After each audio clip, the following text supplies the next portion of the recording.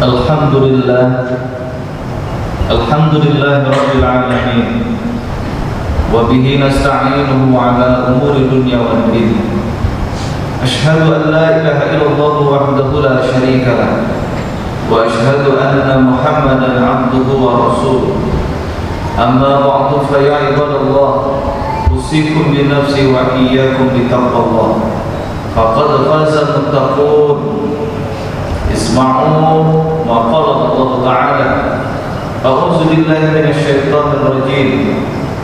Ya ayyuhan nasu u'budu rabbakum alladzi khalaqakum wal ladzina min qablikum la'allakum tattaqun. Shadaqallahul adzim. Hadirin jamaah sidang Jumat yang dimuliakan Allah Subhanahu wa taala. Di Jumat ini kita diingatkan kembali untuk diri kita semua, untuk selalu mengingatkan diri kita bahwa apapun yang kita lakukan tidak lain adalah kita beribadah, kita mengabdi, mengarahkan aktivitas kita ini dalam rangka kita beribadah kepada Allah Subhanahu wa taala. Orang yang beribadah kepada Allah, yang menjadikan aktivitasnya bernilai ibadah, mereka adalah orang-orang yang memiliki kesadaran bahwa dia adalah milik Allah, bahwa dia ada yang mengatur, bahwa dia ada yang menentukan dalam kehidupan ini. Itulah Allah Subhanahu wa taala. Karena itu jamaah hadirin yang dimuliakan oleh Allah, surat yang khatib baca di awal di surat Al-Baqarah, Allah Subhanahu wa taala seru kita semua. Ya ayyuhan nas, wahai manusia, u'budu rabbakum, sembahlah Tuhanmu, alladzi khalaqakum, yang telah menciptakan kamu, yaitu kita semua. Bahkan Allah menyampaikan walladzina min qablikum, Allah yang juga menciptakan orang-orang sebelum kita. Ada tujuan yang harus kita ingat di ayat ini, la'allakum tattaqun, agar kita semua mampu melakukan aktivitas ini bernilai ketakwaan di hadapan Allah Subhanahu wa taala. Jamaah sidang Jumat yang dimuliakan Allah, ibadah yang kita lakukan itu tidak lain adalah bernilai ketakwaan di hadapan Allah, bukan sekedar ibadah. Orang yang bertakwa, dia sangat dekat dengan Allah dan sadar bahwa apa yang harus dia lakukan sebagai tanggung jawab dia sebagai hamba Allah Subhanahu wa taala. Sebagai orang yang bertakwa, kita semua layaknya dan harusnya sadar betul bahwa dalam diri kita ada tanggung jawab yang melekat untuk orang lain. Maka Allah juga sampaikan bagaimana kita sebagai orang yang bertakwa dengan satu yang kita dapat, yang dimiliki oleh kita sebagai rezeki dari Allah. Allah sampaikan bahwa di dalam apa yang kita miliki itu ada hak bagi orang-orang yang ada di sekitar kita, baik mereka yang meminta maupun mereka yang tidak meminta. Maka hadirin, di sidang Jumat yang berbahagia ini, khatib ingin menekankan kepada kita semua, tidak ada di antara kita yang meminta sehat dengan saudara kita, tapi dituntut kita di zaman seperti ini, mampukah kita sebagai seorang muslim memberikan keyakinan, memastikan bahwa diri kita ini sehat, bahwa diri kita ini tidak ada satupun virus yang bisa mempengaruhi saudara-saudara kita. Ini menjadi poin penting. Kenapa hadirin yang dimuliakan oleh Allah? Karena ada ketentuan yang diberikan oleh WHO untuk melihat bagaimana gaya hidup kita di era COVID-19 ini, bahwa di situ ada satu poin, bagaimana kita juga memperhatikan lingkungan, bagaimana kita memperhatikan keluarga. Subhanallah, Allah Subhanahu wa taala sudah ingatkan kita sebenarnya di surat At-Tahrim ayat 6. Yang banyak kita pahami ayat ini hanya tanggung jawab kita terhadap keluarga. Padahal kalau kita kaitkan dalam kehidupan kita saat ini, Allah sudah atur kita. Ya ayyuhalladzina amanu, wahai orang yang beriman, kata Allah, ku anfusakum, jagalah dirimu. Itu artinya orang yang beriman, dia selalu mampu menjaga dirinya apapun yang hadir dalam kehidupan saat ini. Mungkin ada di antara kita yang memahami virus ini buatan manusia, dan ada juga yang kita memahami bahwa semua ini adalah hadir dari Allah Subhanahu wa Ta'ala untuk peringatan bagi kita. Dua-duanya dibenarkan karena masing-masing mereka punya argumen. Tapi dalam Al-Quran Allah sudah ajarkan kita, ketika keadaan yang kita hadapi di dalamnya menyebabkan ada situasi satu, berkurangnya nyawa manusia, kedua, meningkatnya rasa takut, ketiga, berkurangnya harta. Allah sampaikan, siapakah mereka-mereka orang-orang yang mampu hidup di tengah kondisi seperti ini? Tugas kita adalah wabasyiris sabirin, berilah kabar gembira kepada mereka orang-orang yang sabar. Orang yang sabar digambarkan dalam Al-Quran, mereka adalah makhluk-makhluk yang terbaik. Allah sampaikan figur Rasulullah Ibrahim walladzina ma'ahu, dan orang-orang yang bersamanya. Kita tahu betul Allah rekam, sesungguhnya engkaulah orang-orang yang sudah sabar, direkam dalam Al-Quran. Bahkan Allah rekam sebagai perintah buat kita, fasbiru, maka bersabarlah kamu, kama sabara ulul azmi minar rusul, sebagaimana sabarnya Rasul-Rasul Allah yang digolongkan kepada ulul azmi. Maka hadirin jamaah sidang yang dimuliakan oleh Allah Subhanahu wa Ta'ala, kadang kami itu berpikir, petunjuk Allah yang mana yang masih dituntut oleh kita semua sebagai umat muslim? Bahkan perihal bahwa kita menyelesaikan situasi yang terjadi saat ini back kepada diri kita semua, sudah Allah sebut dalam surat Al-Ra'd ayat 11. Sesungguhnya Allah, innallaha, tidak akan merubah keadaan suatu kaum, la yughayyiru ma biqaumin. Coba kita perhatikan, la yughayyiru ma, ghayyara yughayyiru.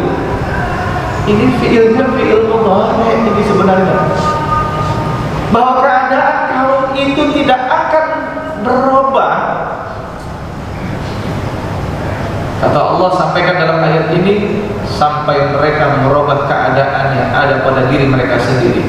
Maka saya mengajak betul kepada hadirin jamaah sidang Jumat yang dimuliakan oleh Allah, dimanapun level kita, usia berapapun kita, mari kita jadikan petunjuk Allah sebagai pedoman kehidupan kita. Saya sebagai saksi hidup,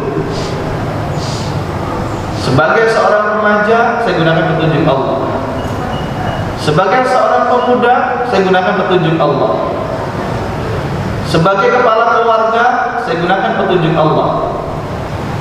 Sebagai warga bangsa, saya gunakan petunjuk Allah. Sebagai pembisnis, saya gunakan petunjuk Allah. Sebagai makhluk sosial, saya gunakan petunjuk Allah. Allah jamin kehidupan kita.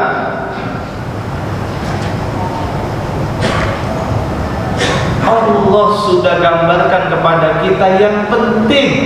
Bapak-bapak, adik-adik saya semua, sahabat-sahabat saya, posisikan diri kita pada level yang tepat.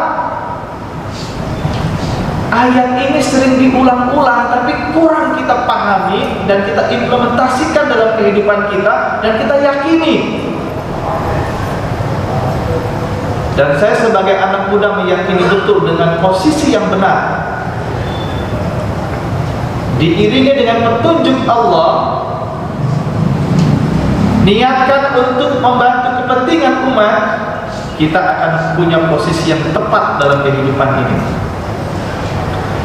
Di surat At-Talaq ayat 2 dan 3, sebenarnya yang dicari oleh kita semua di dunia ini, orang hidup itu kan pingin rizkinya berlimpah.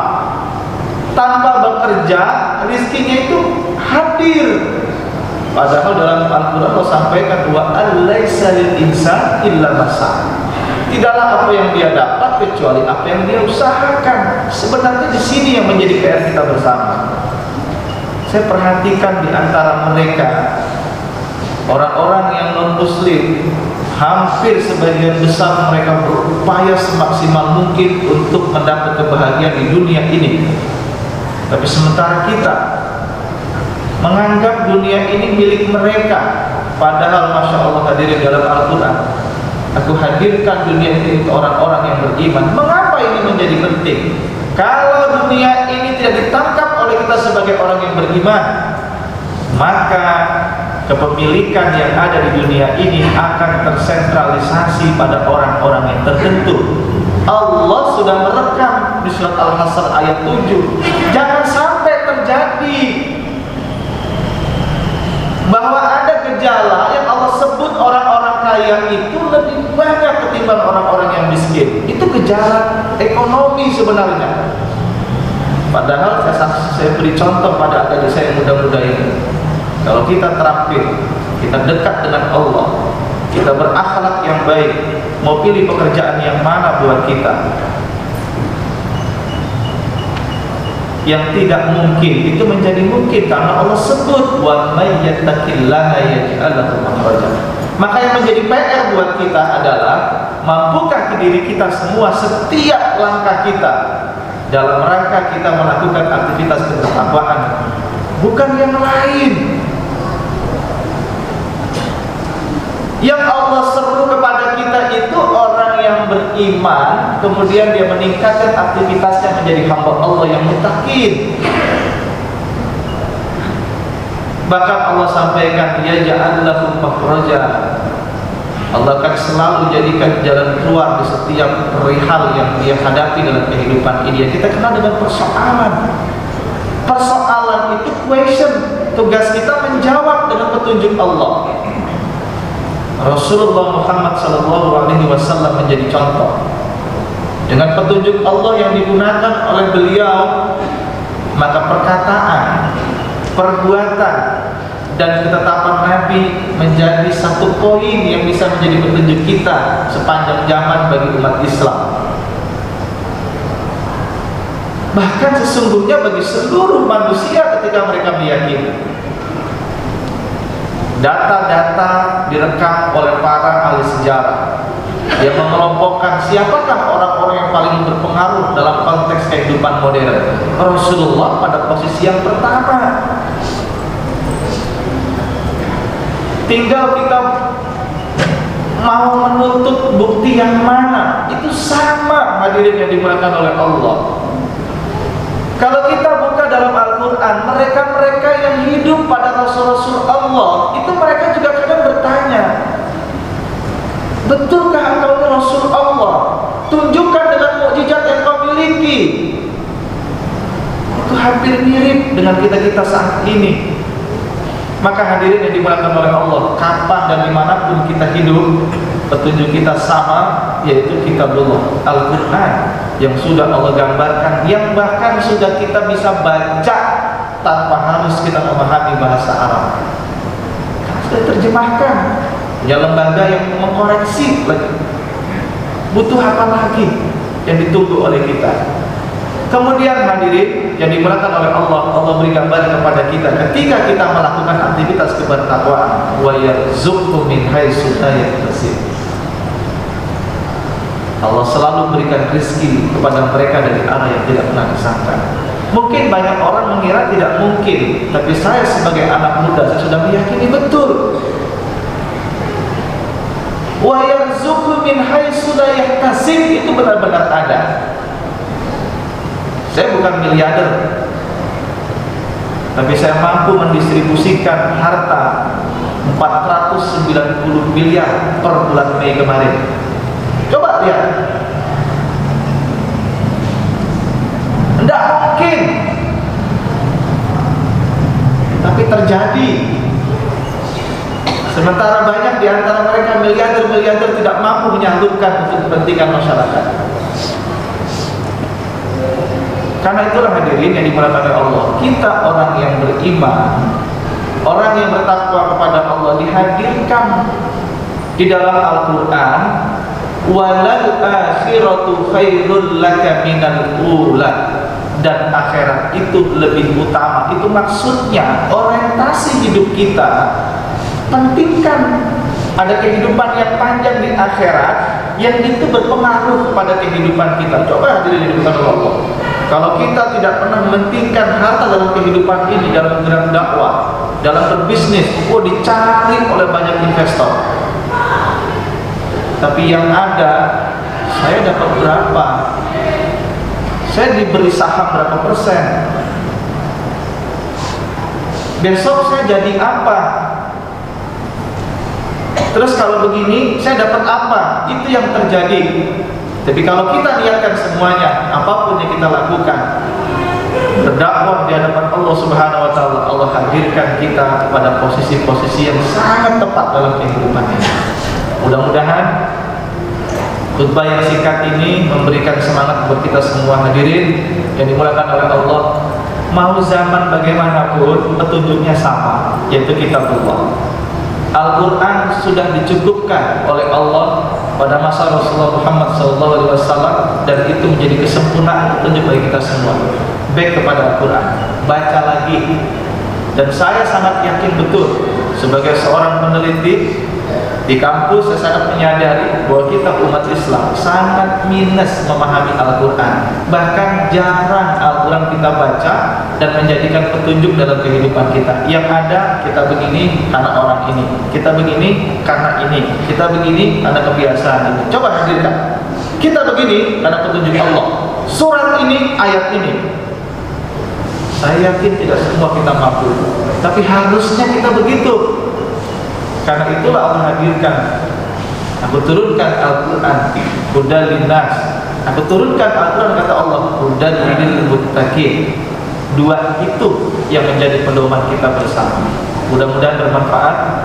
Barakallahu li wa lakum fil Qur'anil azim wa nafa'ani bima fihi minal ayati wa zikril hakim. Aqulu qawli hadza astaghfirullah li wa lakum innahu huwal ghafurur rahim.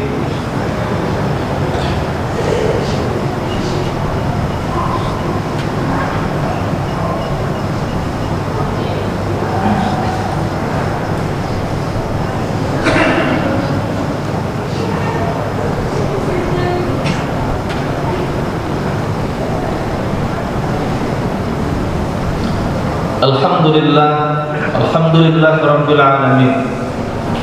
Huwallazi arsala rasulahu bil huda wa dinil haqq liyudhhirahu 'ala dini kullihi wa kafa billahi shahida. Ashhadu an la ilaha illallah wahdahu la syarika lah, wa ashhadu anna Muhammadan 'abduhu wa rasuluh. Allahumma shalli 'ala Muhammad wa 'ala ali Muhammad kama shallaita 'ala Ibrahim wa 'ala Ibrahim innaka Hamidum Majid. Di khutbah yang kedua hadirin yang dimuliakan oleh Allah, khatib menambahkan satu kalimat yang paling singkat.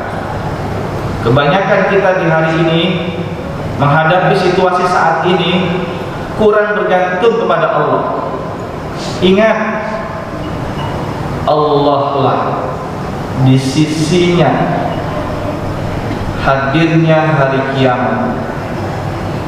Dialah Allah yang menurunkan hujan.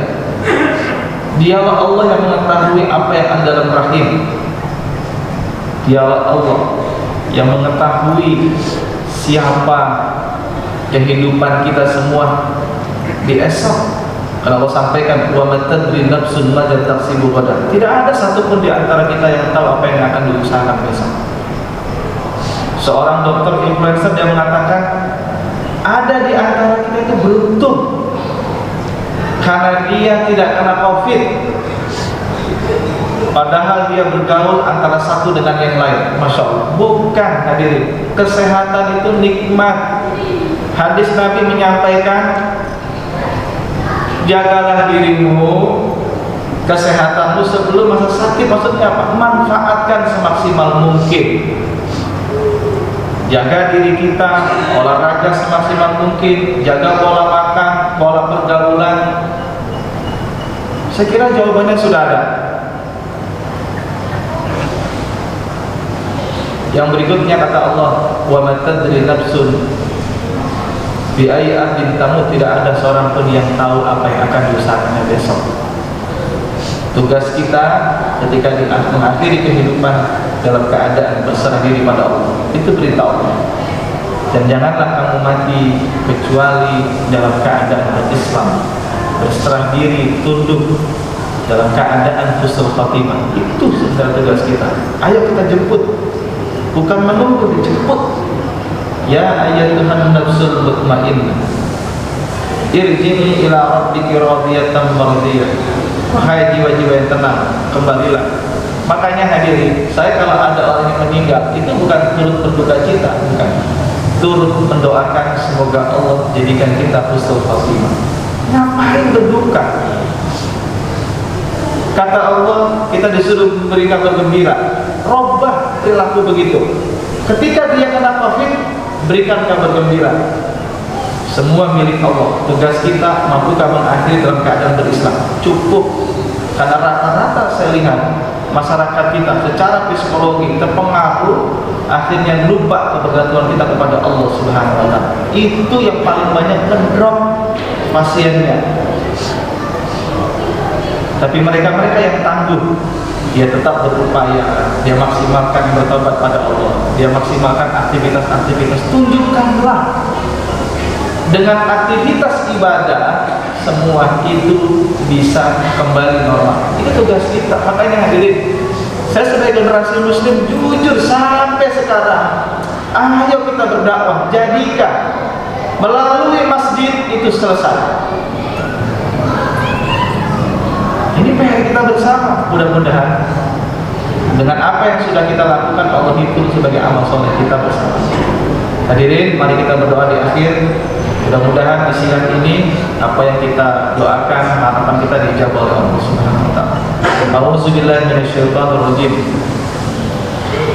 Alhamdulillahirabbil alamin. Allahumma shalli ala Muhammad wa ala ali Muhammad. Kama shallaita ala Ibrahim wa ali Ibrahim innaka Hamidum Majid. Rabbana ighfir lana wa li walidayna wa lil mu'minina yawma yaqumul hisab. Ya Allah, ampunilah dosa kami, ampunilah dosa kedua ibu bapa kami, ampunilah saudara-saudara kami yang beriman. Ya Allah, ampunilah dosa kami ketika menghadapi yaumul hisab. Rabbana atina min ladunka rahmah. Ya Allah, limpahkanlah rahmat dan fadilah-Mu dalam kehidupan kami. Karena kami sangat menyadari tanpa rahmat dan fadilah-Mu, ya Allah, kami akan menjadi orang-orang yang merugi. Wahai lana min amrina rasyada, sempurnakanlah petunjuk-Mu ya Allah dalam setiap langkah kami, urusan kami dan perjuangan kami. Rabbana atina fid dunya hasanah wa fil akhirati hasanah wa qina azabannar. Ya Allah, limpahkanlah kebahagiaan kepada kami dunia dan di akhirat kelak. Hindarkanlah kami ya Allah dari segala malapetaka, wabah, bencana, serta sisaan di api neraka ya Allah. Rabbana wa taqabbal du'a, ya Allah, ijabahlah permohonan kami. Subhana rabbika rabbil izzati amma yasifun, wassalamun ala mursalin, walhamdulillahi rabbil alamin, wala dzikrullah.